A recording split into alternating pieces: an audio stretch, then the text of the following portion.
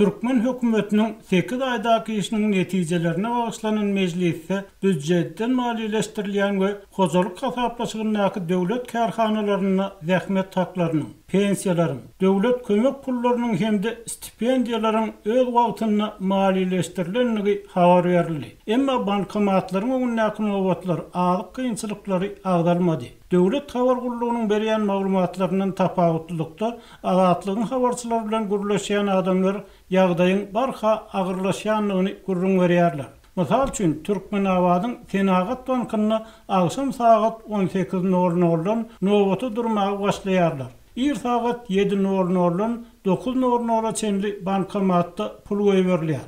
9-dan soň bankomatlara pul goýulmaýar diýip Lewapda habarçymyz habar berýär. Habarçy pul nagdlaşdyrmak nowatyny bolýan zatlary gözi bilen görmek üçin agşamdan nowata durdy we gören zatlaryny gurrun berdi. Onuň sözlerine görä, agşamdan başlanan nowat esasyna irden bankomat nowatyny 200 çember adam jemlenýär. Saat 7-de polisiýa nowat boýunça adam goýup başlaýar. Ýöne nowat bolýar. Sebäbi polisiýa işgärler gelip nowatsy pul alýar. Nowaty gözegçilik edýän polisiýa işgäri olaryň puly binowat almagy hakynyň bardygyny aýdýar.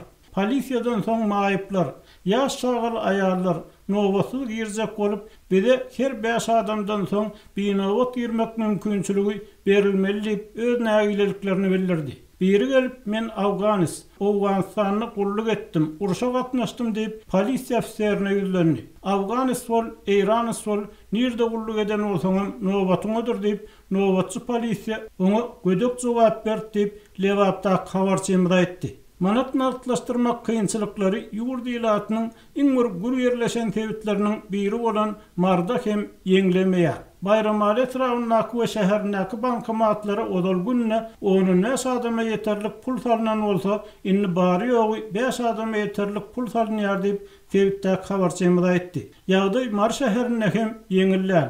Adamlar kartlaryny nakdir işlerini nagdlaşdyrmakda ul kynçylyk çekýärler. Şu günler plastik kartlary aýlyklary geçirip başladylar. Adamlar geçen aýdaky aýlyklaryny hem alyp bilmeýärler. Köp adamyň elinde awgust aýynlaryndan talonlary bar. Pul nagdlaşdyrýansam diýip aýdan aýa berge awatýan hem köpelýär. Emma bu aýda pul geçen aýdakydan hem az bolar öýdülýär diýip habarçy aýtdy. Adamlar boş bankomatlaryň öňüne talona seretmän täze depterçi açyp atlaryny belleýärler. Bu bellige alys her gün dowam edýär. Manat ýetmezçiligi nowata duranlaryň arasynda ýakalaşma, ýumruklaşma ýagdaýlarynyň hem ýüze çykmagyna alyp gelýär diýip habarçy anonimlik şertinde urlaşan polisiýa işgärini salgylanyp aýtdy.